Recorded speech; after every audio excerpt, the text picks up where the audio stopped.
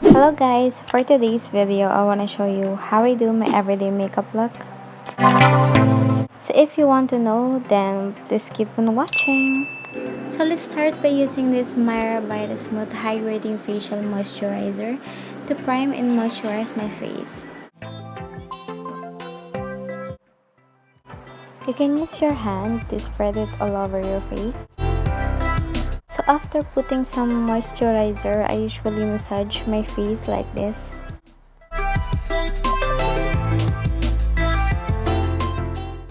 If you're going out, don't forget to use some sun protection. So I'm using this Maxipeel Sun Protection Cream with SPF 20 to protect me from the sun.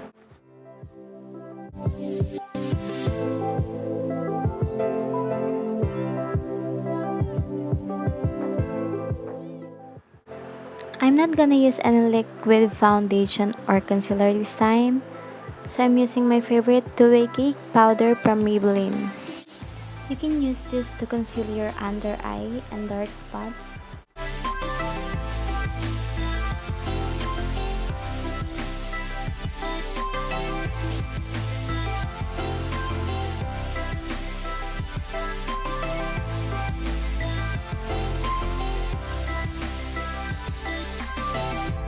You can blend it using any kind of sponge that you have. I usually take time to blend everything well to make it look good and natural. Don't forget to put some on your neck as well to make it look even. So for my brows, I'm using this brow liner that I got from Watson for only 99 pesos.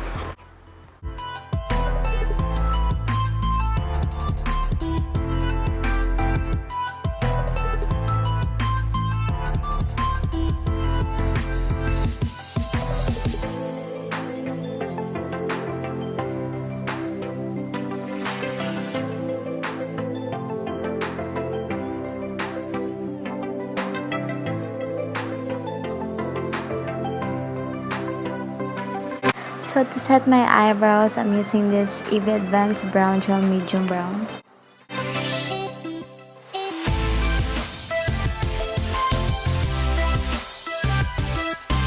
So for my eyelashes, I'm using this Cala Curler that I got also from Watson. I don't usually wear mascara for my everyday makeup, but if you want to, you can put some.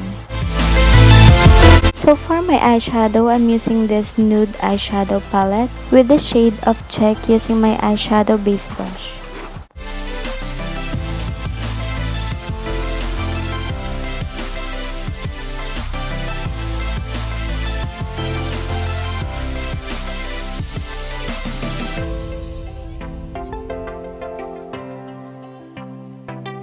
Using this eyeshadow angled brush, I like to blend it.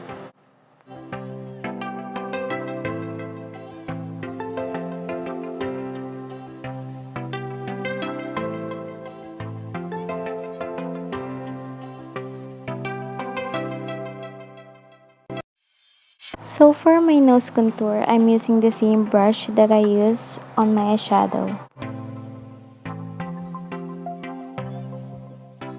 So for my blush, I'm using this matte contour palette.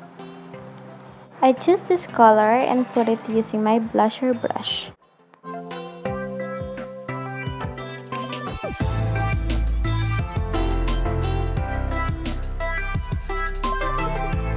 So I like to retouch my powder using the same product that I used earlier and putting it using my powder brush. I'm not sure which one to use, but let's try the pink one. This one is from MAC with the shade of Reviting Rose A10.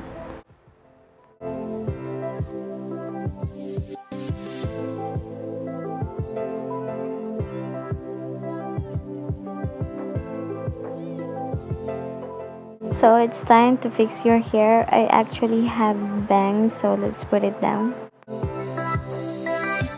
I also want to put the other lipstick on the top.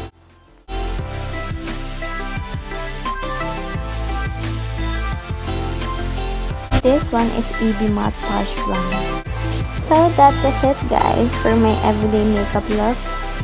If you like this video, please give it a thumbs up and don't forget to subscribe on my channel.